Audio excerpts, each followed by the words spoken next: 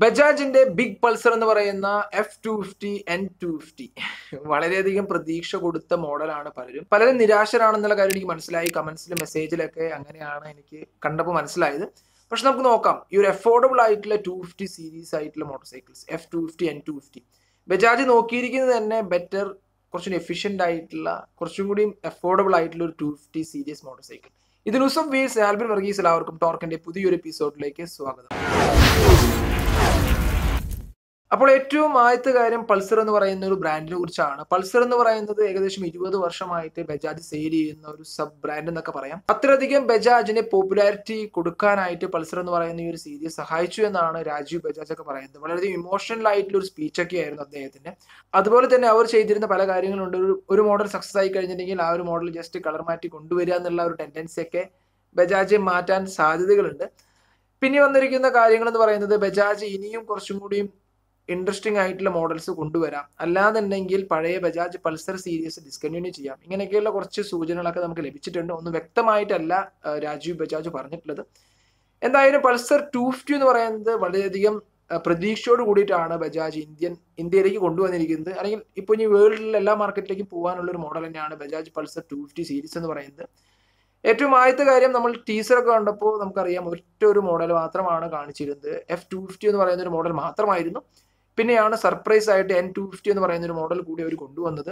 നമ്മൾ ഓൾറെഡി ഒരുമിച്ച് spy shot ചെയ്തിട്ടുള്ള മോഡൽസ് ആണ് F250 എന്ന് പറയുന്നതും N250 എന്ന് പറയുന്നതും. പക്ഷെ നമ്മളെല്ലാവരെയും ഞെട്ടിച്ചുകൊണ്ട് N250 എന്ന് പറയുന്ന മോഡലും ബജാജ് ലോഞ്ച് ചെയ്തു കഴിഞ്ഞു. അപ്പോൾ ഇനി ഡിസൈനിന്റെ കാര്യമാണ്. ഡിസൈൻ എന്ന് പറയുന്നത് ഏറ്റവും ആദ്യം F250 എന്ന് പറയുന്ന semi fair street fighter motor cycle ആണ്. നമുക്കറിയാം ബജാജിന്റെ തന്നെ പല മോട്ടോർ സൈക്കിൾ ഡിസൈൻസും കമ്പൈൻ ചെയ്ത് കൂട്ടിക്കുഴച്ച് ഡിസൈൻ ചെയ്തെടുത്തതാണ് F250 എന്ന് പറയുന്നത്. ബജാജ് 220 AS സീരീസ്, അതുപോലെ തന്നെ ഡോമിനാർ, ഡിസ്കവർ 150F, അങ്ങനെ പല മോഡലിന്റെയും ഡിസൈൻ കമ്പൈൻ ചെയ്തിട്ടാണ് F250 എന്ന് പറയുന്ന മോഡൽ കൊണ്ടുവന്നിട്ടുള്ളത്. ഡിസൈനിലൊന്നും മോശമൊന്നും പറയാനായിട്ട് സാധിക്കില്ല. ബെറ്റർ ആയിട്ട് തന്നെയാണ് ബജാജ് ഡിസൈൻ ചെയ്തിട്ടുള്ളത്. പിന്നെ ഡിസൈനിന്റെ ഒരു ഇമ്പോർട്ടൻസ് ബജാജ് പറഞ്ഞിരിക്കുന്നത് എയറോഡൈനാമിക്കലി ബെറ്റർ ആക്കാൻ വേണ്ടിയിട്ടാണ്. ഫ്രണ്ട് ഒക്കെ കുറച്ചൊരു ഷാർപ്പർ ആയിട്ട്, അതുപോലെ തന്നെ കുറച്ചൊരു സ്പ്രെഡ് ആയിട്ട് ഒരു എയറോഫോയിൽ ഡിസൈനിലൊക്കെ ഡിസൈൻ ചെയ്തിട്ടുള്ളത്. സോ എയറോഡൈനാമിക്കലി ബെറ്റർ ആക്കുക, അതാണ് മെയിൻ ആയിട്ടുള്ള കാര്യം. ടോളർ ആയിട്ടുള്ള വിൻസ്ക്രീൻ ഒക്കെ അതിന് വേണ്ടിയിട്ടാണ് കൊടുത്തിട്ടുള്ളത്. ടാങ്ക് ഷോട്ട്സ് എന്ന് പറയുന്നതെല്ലാം ഷാർപ്പായിട്ട് ടാങ്ക് ഷോട്ട്സ് ആണ്. റിയർ എന്ന് പറയുന്നതൊക്കെ കുറച്ചുകൂടി സ്ലീക്കർ ആൻഡ് സ്ലിം ആയിട്ട്.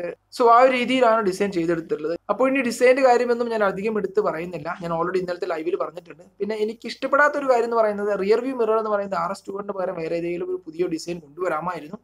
കുറച്ചുകൂടി ബെറ്റർ ആയിട്ടുള്ള ഒരു റിയർ വ്യൂ മിറർ ഇല്ലാത്ത പോലെ എനിക്ക് F250 എന്ന് പറയുന്ന സീരീസ് എനിക്ക് തോന്നി. പിന്നെ അലോയ് വീൽസ് യൂസ് ചെയ്തിരിക്കുന്നത് NS250 RS250 വന്ന ഒരു സെയിം അലോയ് വീൽസ് ആണ്. അതൊന്നും വലിയൊരു പ്രശ്നമുള്ള കാര്യമല്ല. പക്ഷെ മിറർ കുറച്ചുകൂടി ബെറ്റർ ആയിട്ടുള്ള മിറർ കൊടുക്കാമായിരുന്നു. സോ അതൊക്കെയാണ് എനിക്ക് F250 കുറിച്ച് പറയാനായിട്ടുള്ളത്. ബജാജിന്റെ തന്നെ ഡിസൈൻ ആണ്, അതന്നെ കുറച്ചും കൂടി ഒരു ഡിഫറെന്റ് രീതിയിൽ കൊണ്ടുവന്നു. അതാണ് F250 എന്ന് പറയുന്നത്. ഇനി N250 എന്ന് പറയുന്ന naked street fighter motor cycle, അത് നമുക്ക് എന്താ പറയാ, ഫ്രണ്ട് ഹെഡ്ലൈറ്റ് മാത്രമാണ് മേജർ ആയിട്ടൊരു വ്യത്യാസം വന്നിട്ടുള്ളത്. അത് നമുക്ക് അറിയാവുന്ന ഒരു ബ്രാൻഡിന്റെ യമഹയുടെ MT-15 അല്ലെങ്കിൽ ഇന്റർനാഷണലി യമഹ സെയിൽ ചെയ്യുന്ന MT-03 ബേസ് ചെയ്തിട്ടുള്ള ഒരു ഹെഡ്ലൈറ്റ് ആണ്. ഏകദേശം അല്ലെങ്കിൽ ഒരു സിമിലാരിറ്റി നമുക്ക് ആ ഹെഡ്ലൈറ്റ് തോന്നുന്നുണ്ട്. ബാക്കിയുള്ള എല്ലാ കാര്യങ്ങളും F250യും N250യും സിമിലർ തന്നെയാണ്. എക്സോസ്റ്റ് എന്ന് പറയുന്നത് ഷോർട്ടർ ആയിട്ടുള്ള അപ്സെറ്റ് എക്സോസ്റ്റ് ആണ്. നല്ലൊരു എക്സോസ്റ്റ് പോലെ ഫീൽ ചെയ്തു. അലോയ് വീലിന്റെ കളർ എന്ന് പറയുന്നതും ഒരു ഗ്രേ ആയിട്ടുള്ള കളറാണ്. അതും ബെറ്റർ ആയിട്ട് എനിക്ക് ഫീൽ ചെയ്തു. ഓവറോൾ രണ്ട് മോട്ടോർ സൈക്കിളിന്റെയും ലുക്ക് എന്ന് പറയുന്നത് നല്ല രീതിയിൽ തന്നെയാണ് കൊണ്ടുവന്നിട്ടുള്ളത്. ലുക്കിന്റെ കാര്യത്തിൽ വലിയൊരു കുറ്റങ്ങളൊന്നും പറയാനായിട്ടില്ല. പ്രത്യേകിച്ച് കോപ്പി അടിച്ചൊരു ഡിസൈൻ ആയതുകൊണ്ട് തന്നെ N250 എന്ന് പറയുന്നത് വളരെയധികം അട്രാക്റ്റീവ് ആയിട്ടൊരു ഡിസൈനിലാണ്, അല്ലെങ്കിൽ വളരെയധികം അട്രാക്റ്റീവ് ആയിട്ടൊരു മോഡലായിട്ടാണ് വന്നിട്ടുള്ളത്. ഇതൊക്കെയാണ് രണ്ട് മോഡലിന്റെയും ഡിസൈനെ കുറിച്ച് പറയാനായിട്ടുള്ളത്.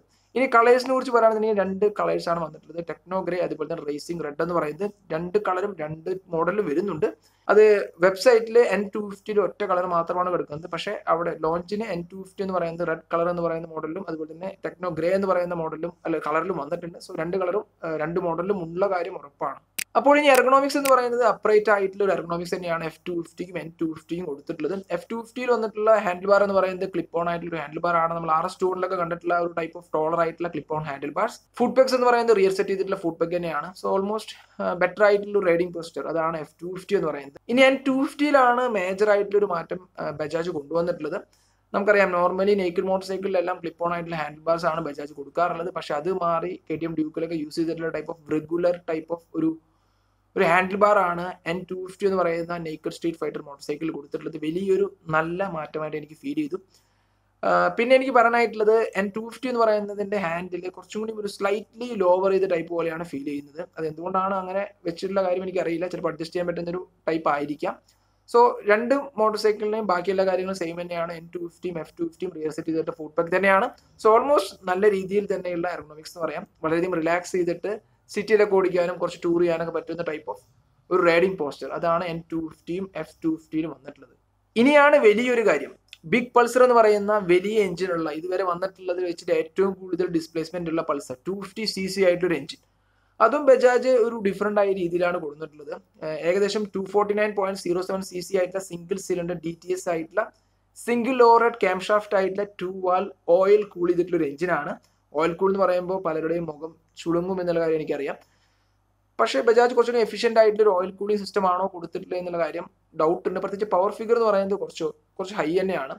ഇപ്പോൾ FC250 ആയിട്ട് കമ്പയർ ചെയ്യുമ്പോൾ കുറച്ചുകൂടി ബെറ്റർ ആയിട്ടുള്ള ഒരു പവർ ഫിഗർ തന്നെയാണ്. പവർ ഫിഗറിനേക്കാൾ കൂടുതൽ ഇവർ ബജാജ് ശ്രദ്ധിച്ചിട്ടുള്ളത് പ്രൈസ് തന്നെയാണ്. പ്രൈസ് എത്രത്തോളം അഫോർഡബിൾ ആയി കൊണ്ടുവരാൻ സാധിക്കുമോ ആ ഒരു രീതിയിലാണ് ഈ രണ്ട് മോഡലും ഡിസൈൻ ചെയ്തിട്ടുള്ളത്. അത് ഞാൻ അവസാനം പറഞ്ഞുതരാം. അപ്പോൾ ഇതൊക്കെയാണ് നമുക്ക് ഏറ്റവും ആദ്യത്തെ കാര്യം പറയാനായിട്ടുള്ളത്. പിന്നെ വന്നിരിക്കുന്ന ഒരു പോരായ്മ എന്ന് പറയാനായിട്ടുള്ളത് 5 സ്പീഡ് ആയിട്ടുള്ള ഗിയർ ബോക്സ് ആണ്. ഇനി എഞ്ചിന്റെ പവർ എന്ന് പറയുന്നത് 24.5 PS ഓഫ് പവർ ആണ് വരുന്നത്. ടോർക്ക് വരുന്നത് 21.5 Nm ഓഫ് ടോർക്ക് ആണ്. 5 സ്പീഡ് ആയിട്ടുള്ള ഗിയർ ബോക്സിന്റെ കാര്യം ഞാൻ പറഞ്ഞു. 5 സ്പീഡ് ആയിട്ടുള്ള ഗിയർ ബോക്സ് ഇനി ഏത് ടൈപ്പ് ഓഫ് ഗിയർ ആണെന്നുള്ള കാര്യം നമുക്കറിയില്ല. ടോളർ ആയിട്ടുള്ള ഒരു സൈഡിലാണോ അല്ലെങ്കിൽ ഷോർട്ടർ ആയിട്ടുള്ള ഒരു ഗിയർ റേഷ്യോ ആണോ? സോ അതെല്ലാം നമുക്ക് ഓടിച്ചു കഴിഞ്ഞാൽ മാത്രമാണ് പറയാനായിട്ട് സാധിക്കുള്ളൂ. എന്തായാലും എഞ്ചിൻ എന്ന് പറയുന്നതും ഓവറോൾ ഈ ഒരു ബൈക്ക് എന്ന് പറയുന്നത് ബ്രാൻഡ് ന്യൂ തന്നെയാണ്. ഫ്രെയിം ഒക്കെ പുതിയൊരു ട്യൂബുലാർ ഫ്രെയിം ആണ്. അതും എഞ്ചിൻ സ്ട്രെസ് മെമ്പർ ആയിട്ടുള്ള സെമി ട്യൂബുലാർ ഫ്രെയിം ആണ് കൊടുത്തിട്ടുള്ളത്. സ്റ്റീൽ ട്യൂബുലാർ ഫ്രെയിം ആണ്. സോ അതൊക്കെ എത്രത്തോളം ബെറ്റർ ആയിട്ട് ഈ ഒരു ഹാൻഡ്ലിങ്ങും എഞ്ചിൻ വൈബ്രേഷൻസ് ഒക്കെ കുറയ്ക്കാൻ വേണ്ടി സഹായിക്കുന്നുണ്ട് എന്നുള്ള കാര്യമൊക്കെ നമുക്ക് ഓടിച്ചാൽ മാത്രമാണ് പറയാൻ സാധിക്കുകയുള്ളൂ. ഇപ്പൊ നമുക്ക് ജസ്റ്റ് ഒരു സ്പെക്ക് വെച്ച് മാത്രമുള്ളൊരു കാര്യങ്ങൾ മാത്രമാണ് സംസാരിക്കാനായിട്ട് സാധിക്കുകയുള്ളൂ. ഇനി അടുത്തത് സസ്പെൻഷൻ ആണ്. സസ്പെൻഷൻ എന്ന് പറയുന്നത് നോർമൽ ടെലിസ്കോപ്പിക് സസ്പെൻഷൻ ആണ്.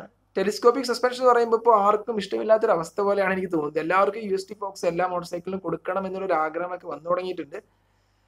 എന്തായാലും ഇവർ കൊടുത്തിരിക്കുന്നത് ഒരു നോർമൽ 37 mm ആയിട്ടുള്ള ടെലിസ്കോപ്പിക് സസ്പെൻഷൻ ആണ്. റിയർ സസ്പെൻഷൻ എന്ന് പറയുന്നത് മോണോഷോക്ക് ആയിട്ടുള്ള സസ്പെൻഷൻ ആണ്. രണ്ട് സസ്പെൻഷനും ബ്രാൻഡ് ന്യൂ സസ്പെൻഷൻ ആണ്. ഇതിൽ യൂസ് ചെയ്തിരിക്കുന്ന ബ്രാൻഡ് എന്ന് പറയുന്നത് ബജാജ്, KTM, ഹസ്കവറിനൊക്കെ ഇന്ത്യയിൽ യൂസ് ചെയ്യുന്ന എൻഡുറാൻസ് എന്ന് പറയുന്ന ഒരു ബ്രാൻഡാണ്. പിന്നെ ബ്രേക്സിന്റെ കാര്യത്തിൽ എല്ലാവർക്കും അറിയാം. ബ്രേക്ക് കാലിപ്പറുമ്പോൾ കണ്ട പേരൊക്കെ കണ്ടിട്ട് പലരും ചോദിച്ചത് ഏതാ ബ്രാൻഡ് എന്ന്. ഒരു യൂറോപ്യൻ കമ്പനിയാണ്. ഗ്രമൈക്ക എന്ന് പറയുന്ന ഒരു ബ്രാൻഡാണ്. ഈ ഒരു ബ്രാൻഡ് എൻഡുറാൻസ് എന്ന് പറയുന്ന സസ്പെൻഷൻ കമ്പനി അക്യൂർ ചെയ്തു. സോ അതുകൊണ്ടാണ് ഈ ഒരു ഗ്രമൈക്ക എന്ന് പറയുന്ന ഈ ഒരു ബ്രേക്സ് ഇതിൽ യൂസ് ചെയ്തിട്ടുള്ളത്. യൂറോപ്യൻ കമ്പനി ആയതുകൊണ്ട് തന്നെ കുറച്ചുകൂടി എഫിഷ്യന്റ് ആയിട്ടുള്ള ബ്രേക്ക് ആയിരിക്കും എന്ന് ഞാൻ വിചാരിക്കുന്നു. കുറച്ചുകൂടി നല്ല ബൈറ്റ് തരുന്ന ബ്രേക്സ് ആയിരിക്കും. ഇന്ത്യൻ ആയിട്ട് അല്ലെങ്കിൽ ഇന്ത്യയിലേക്ക് വേണ്ടിയിട്ട് മാസ് പ്രൊഡക്ഷൻ ചെയ്യുമ്പോഴുള്ള പരിമിതികൾ അല്ലെങ്കിൽ പ്രശ്നങ്ങളൊക്കെ വരാറുണ്ട്. പക്ഷേ ബജാജ് ബ്രേക്സിലൊക്കെ കുറച്ചുകൂടി ബെറ്റർ ആയിട്ട് ശ്രദ്ധിക്കാറുള്ളതാണ്. നമുക്ക് നോക്കാം എത്രത്തോളം എഫിഷ്യന്റ് ആയിട്ടുള്ള ബ്രേക്സ് ആയിരിക്കും ഗ്രമൈക്ക എന്ന് പറയുന്ന ഒരു ബ്രേക്സ് എന്ന് പറയുന്നത്.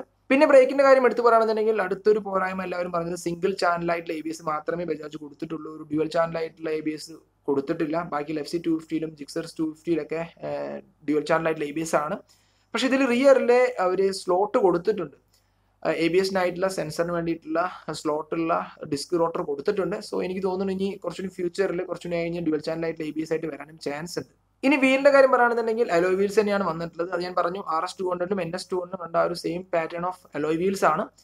ഇനി ടയറിന്റെ കാര്യം പറയുകയാണെന്നുണ്ടെങ്കിൽ ഫ്രണ്ടിലെ ടയറിന്റെ സൈസ് വരുന്നത് 100 mm ആണ്. റിയർ ടയറിന്റെ സൈസ് വരുന്നത് 130 mm ആണ്. അവിടെയും കുറെ പേർക്ക് പരാതികളുണ്ട്. 130 സെക്ഷൻ ആയിട്ടുള്ള ടയർ മാത്രമാണ് കൊടുത്തിട്ടുള്ളത്. അപ്പോൾ 130 സെക്ഷൻ ആയിട്ടുള്ള ടയർ കൊണ്ട് കുറെ അഡ്വാൻറ്റേജ് ഉണ്ട്, ഡിസഡ്വാൻറ്റേജ് ഉണ്ട്. ഞാൻ അതിനെക്കുറിച്ച് ഒരു വീഡിയോ ചെയ്തിട്ടുണ്ട്. ലിങ്ക് ഞാനിവിടെ കൊടുക്കാം. ഫാറ്റഡ് ആയിട്ടുള്ള ടയറും സ്കിന്നർ ആയിട്ടുള്ള ടയറിന്റെ ഡിഫറൻസ് എന്ന് പറയുന്നത്. സോ ഒന്ന് കണ്ടു നോക്കുക. അപ്പോൾ കറക്റ്റ് ആയിട്ട് മനസ്സിലാവും. പിന്നെ അലോയ് വീൽ സൈസ് എന്ന് പറയുന്നത് 17 ഇഞ്ച് ആണ് വന്നിട്ടുള്ളത്. അടുത്ത സീറ്റ് ഹൈറ്റ് ആണ്. സീറ്റ് ഹൈറ്റ് എന്ന് പറയുന്നത് 795 mm ആയിട്ടുള്ള സീറ്റ് ഹൈറ്റ് ആണ് വന്നിട്ടുള്ളത്. ഗ്രൗണ്ട് ക്ലിയറൻസ് പറയുന്നത് 165 mm ആയിട്ടുള്ള ഗ്രൗണ്ട് ക്ലിയറൻസ് ആണ്. കർബ് വെയിറ്റ് എന്ന് പറയുന്നത് 162 kg ആണ്. N250 എന്ന് പറയുന്ന മോഡൽ വരുന്നത്. F250 വരുന്നത് 164 kg ആണ്. ഇത് ബജാജ് ഡോമിന 250 കമ്പയർ ചെയ്യുമ്പോൾ ബജാജ് ഡോമിന 250-നേക്കാളും വളരെയധികം കുറവാണ്. ബജാജ് ഡോമിന 250 കർബ് വെയിറ്റ് വരുന്നത് 180 kg ആണ്. സോ അത് വെച്ച് നോക്കുമ്പോൾ ഇത് ബെറ്റർ ആയിട്ട് എനിക്ക് തോന്നി. ഫ്യൂൽ ടാങ്ക് കപ്പാസിറ്റി എന്ന് പറയുന്നത് 14 ലിറ്റർ ആണ്. ഇനി ഫീച്ചേഴ്സ് എന്ന് പറയുന്ന രീതിയിൽ ബജാജ് കൊടുത്തിട്ടുള്ളത് LED ആയിട്ടുള്ള ബൈ ഫംഗ്ഷണൽ യൂണിപോർട്ട് ഹെഡ്ലൈറ്റ് ആണ്. പിന്നെ അസിസ്റ്റന്റ് സ്ലിപ്പർ ക്ലച്ച് കൊണ്ടുവന്നിട്ടുണ്ട്. കുറച്ചും കൂടിയും ഒരു ക്ലച്ചിന്റെ ഓപ്പറേഷനൊക്കെ വളരെയധികം ലൈറ്റ് ആക്കാൻ വേണ്ടിയിട്ടാണ് അസിസ്റ്റന്റ് സ്ലിപ്പർ ക്ലച്ച് കൊടുത്തിട്ടുള്ളത്. പിന്നെ ഇൻഫിനിറ്റി ഡിസ്പ്ലേ കൺസോൾ ആണ് വന്നിട്ടുള്ളത്. അത് അനലോഗും ഡിജിറ്റലാണ്. അവിടെയും കുറെ പേർക്ക് പരാതികളുണ്ട്. ഫുള്ളി ഡിജിറ്റൽ ആയിട്ടുള്ള മീറ്റർ കൊടുക്കാമായിരുന്നു. പക്ഷെ അനലോഗും ഇഷ്ടപ്പെടുന്നവർക്ക്, അനലോഗ് പ്ലസ് ഡിജിറ്റൽ ഇഷ്ടപ്പെടുന്നവർക്ക് നല്ലൊരു മീറ്റർ കൺസോൾ പോലെ എനിക്ക് ഫീൽ ചെയ്തു. അതിൽ വരുന്നത് അനലോഗ് ടാക്കോമീറ്റർ അനലോഗ് ആണ് വരുന്നത്. അതുപോലെ തന്നെ വാർണിംഗ് ലൈറ്റ്സ് വരുന്നത് ലെഫ്റ്റ് സൈഡിലായിട്ട്. പിന്നെ ഗിയർ പൊസിഷൻ ഇൻഡിക്കേറ്റർ ബജാജ് അങ്ങനെ കൊടുത്തിട്ടുണ്ട് ഈ ഒരു സീരീസിൽ. പിന്നെ USB ചാർജർ വരുന്നുണ്ട്. പിന്നെ ഫ്യൂവൽ റേഞ്ച് കറക്റ്റായിട്ട് മനസ്സിലാക്കാനായിട്ടുള്ള കാര്യങ്ങൾ കൊടുത്തിട്ടുണ്ട്. സോ ഇതൊക്കെയാണ് ബജാജ് പൾസർ 250 വരുന്ന കാര്യങ്ങൾ എന്ന് പറയുന്നത്. ഇനി ഏറ്റവും അട്രാക്റ്റീവ് ആയിട്ടുള്ള കാര്യം എന്ന് പറയുന്നത് പ്രൈസ് തന്നെയാണ്. N250 പ്രൈസ് വരുന്നത് 1.38 ലാക്ക് ആണ് എക്സ് ഷോറൂം ഡൽഹി പ്രൈസ് വരുന്നത്. ഇനി F250 പ്രൈസ് വരുന്നത് 1.40 ലാക്ക് ആണ്, അത് എക്സ് ഷോറൂം ഡൽഹി പ്രൈസ് ആണ്. സോ എന്തായാലും പ്രൈസിന്റെ കാര്യത്തിൽ ബജാജ് നല്ല രീതിയിൽ തന്നെ ശ്രദ്ധിച്ചിട്ടുണ്ട്.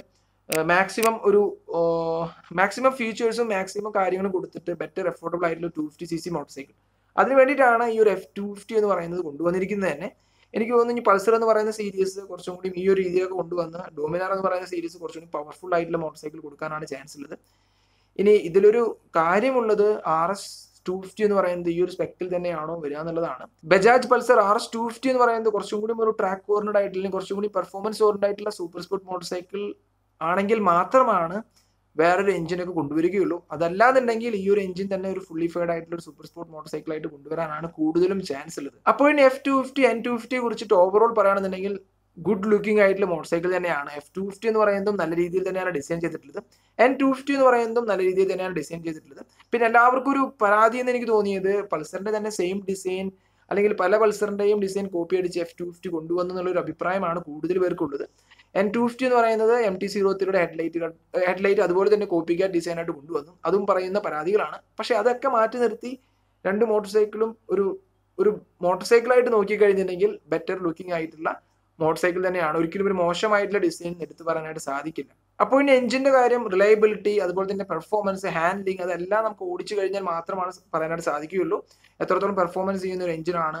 പക്ഷെ ബജാജിന്റെ ഡോക്യുമെന്റ് അനുസരിച്ചിട്ട് അവർ തന്നെ പറഞ്ഞിട്ടുണ്ട് ഒരു മിഡ് റേഞ്ച് പെർഫോമൻസ് ആയിട്ടുള്ള ഒരു മോട്ടോർ സൈക്കിൾ ആയിരിക്കും പൾസർ 250 സീരീസ് എന്നാണ്. സോ എന്തായാലും ഒരു മിഡ് റേഞ്ച് പെർഫോമൻസിനായിട്ടുള്ള ഒരു മോട്ടോർ സൈക്കിൾ പോലെ തന്നെയാണ് എനിക്കും തോന്നുന്നത്. എഞ്ചിനൊക്കെ ആ ഒരു രീതിയിൽ തന്നെയായിരിക്കും ബജാജ് ഡെവലപ്പ് ചെയ്ത് കൊണ്ടുവന്നിരിക്കുക. പിന്നെ 5 സ്പീഡ് ആയിട്ടുള്ള ഗിയർ ബോക്സും അതിന്റെ ഭാഗമായിട്ടൊരു കാര്യമാവാനും ചാൻസ് ഉണ്ട്. സോ ഓവറോൾ ബജാജ് നോക്കിയിരിക്കുന്നത് അഫോർഡബിൾ ആയിട്ടുള്ള ഒരു 250 സീരീസ് മോട്ടോർ സൈക്കിൾ ആണ്. അതിന് വേണ്ടിയിട്ട് ഏറ്റവും ആദ്യത്തെ കാര്യം സസ്പെൻഷൻ എന്ന് പറയുന്നത് USD കൊടുത്തില്ല, നോർമൽ ടെലിസ്കോപ്പിക് സസ്പെൻഷനായി. എഞ്ചിൻ എന്ന് പറയുന്നത് 2 വാൽവ് ആയിട്ടുള്ള ഒരു ബേസിക് എഞ്ചിൻ തന്നെയാണ്. പേപ്പറിൽ നമുക്ക് കാണാനായിട്ട് സാധിച്ചിട്ടുള്ളത്. പെർഫോമൻസ് ചെയ്യുമ്പോൾ എന്താണ് ഡിഫറൻസ് നമുക്ക് അറിയില്ല. അതിൽ വലിയൊരു മാറ്റം എന്ന് പറയുന്നത് അസിസ്റ്റന്റ് സ്ലിപ്പർ ക്ലച്ച് കൊടുത്തു എന്നുള്ളത് മാത്രമാണ്. പിന്നെ വന്നിരിക്കുന്നത് ഡിജിറ്റൽ അനലോഗ് ആയിട്ടുള്ളൊരു മീറ്റർ കൺസോൾ ആണ്. അതും അത് വലിയൊരു ഭയങ്കര ഒരു അട്രാക്ട് ആവുന്ന രീതിയിൽ ഭയങ്കര അധികം ഫീച്ചേഴ്സ് കൊടുത്തിട്ടുള്ള ഒരു മീറ്റർ കൺസോളേ അല്ല. ബ്ലൂടൂത്ത് കണക്ടിവിറ്റി, 10x10 നാവിഗേഷൻ, അങ്ങനെയുള്ള കാര്യങ്ങളൊന്നും ബജാജ് കൊടുത്തിട്ടില്ല. പിന്നെ കോസ്റ്റ് റിഡക്ഷന് വേണ്ടിയിട്ട് അടുത്തൊരു കാര്യം എന്ന് പറയുന്നത് 130 സെക്ഷൻ ആയിട്ടുള്ള ടയറാണ് റിയറിൽ കൊടുത്തിട്ടുള്ളത്. ഫ്രണ്ട് ടയർ സെക്ഷൻ എന്ന് പറയുന്നത് 100 mm ആണ്. ഇനി കോസ്റ്റ് റിഡക്ഷന് വേണ്ടിയിട്ട് ബജാജ് ചെയ്തിരിക്കുന്നത് ടയർ സൈസ് എന്ന് പറയുന്നത്, റിയർ ടയർ സൈസ് എന്ന് പറയുന്നത് 130 mm ആണ്. ഫ്രണ്ട് ടയർ സൈസ് എന്ന് പറയുന്നത് 100 mm ആണ്. പിന്നെ ഓയിൽ കൂളിംഗ് സിസ്റ്റം ആണ് കൊടുത്തിട്ടുള്ളത്. സോ ഓവറോൾ അഫോർഡബിൾ ആക്കാൻ വേണ്ടിയിട്ട് ഇത്രയധികം കാര്യങ്ങൾ ബജാജ് ഈ ഒരു ബജാജ് പൾസർ 250 സീരീസിൽ ചെയ്തിട്ടുണ്ട്. ഇനി അടുത്ത കാര്യങ്ങൾ എന്ന് പറയുന്നത് ബജാജ് ഈ ഒരു മോട്ടോർ സൈക്കിളിന് അപ്ഡേഷൻ കൊടുക്കുകയാണെന്നുണ്ടെങ്കിൽ അതിന് വേണ്ടിയിട്ടുള്ള ചെറിയ കാര്യങ്ങൾ കൊടുത്തിട്ട് ഞാൻ പറഞ്ഞു wheel speed sensor rear disc റോട്ടറിൽ കൊടുത്തിട്ടുണ്ട്. അതുകൊണ്ട് തന്നെ ഡ്യുവൽ ചാനൽ ABS ആയിട്ടുള്ള ഒരു മോഡലായിട്ട് വരാനും ചാൻസ് ഉണ്ട്.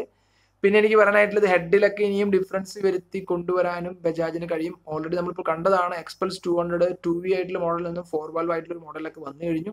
സോ അതുകൊണ്ട് തന്നെ ബജാജും ഈ ഒരു കാര്യങ്ങൾ അല്ലെങ്കിൽ ഈ ഒരു രീതിയിലും കൊണ്ടുവരാൻ ചാൻസ് ഉള്ള ഒരു ബ്രാൻഡാണ്. പ്രത്യേകിച്ച് ഒരു കമ്പനിയിൽ നിന്ന് കോപ്പി അടിക്കാൻ ബജാജ് നല്ല മിടുക്കന്മാരെന്ന് പറയാം. പക്ഷെ അത് നല്ല രീതിയിൽ തന്നെയാണ് ബജാജ് കൊണ്ടുവരുന്നത്. ഞാൻ ഒരിക്കലും ഒരു കുറ്റമായിട്ടൊന്നും പറയുന്നില്ല. പക്ഷേ ഓവറോൾ എനിക്ക് തോന്നുന്നത് ബെറ്റർ ആയിട്ടുള്ള ഒരു ബൈക്ക് തന്നെയാണ്. ലുക്ക് കൊണ്ടും പെർഫോമൻസ് കൊണ്ടും ബെറ്റർ ലുക്കിംഗ് മോട്ടോർ സൈക്കിൾ തന്നെയാണ്. ഇതിന്റെ റൈവൽസ് എന്ന് പറയുന്നത് നമുക്കറിയാം യമഹയുടെ FC250 സുസുക്കിയുടെ ജിക്സർ 250 ആണ്. അതിന്റെ കമ്പാരിസൺ ആയിട്ട് ഒരു ചെറിയൊരു വീഡിയോ വരുന്നുണ്ട്, സ്പെക്ക് മാത്രമായിട്ടുള്ള ഒരു കമ്പാരിസൺ വീഡിയോ. സോ ഞങ്ങളുടെ ഒരു വീഡിയോ ഇഷ്ടമായാൽ ലൈക്ക് ചെയ്യാനും ഷെയർ ചെയ്യാനും അതുപോലെ തന്നെ എന്തെങ്കിലും ഡൗട്ടോ സജഷൻസ് ഉണ്ടെങ്കിൽ താഴെ കമന്റ് ബോക്സിൽ ചോദിക്കാവുന്നതാണ്. Thanks for watching. See you next video. Until then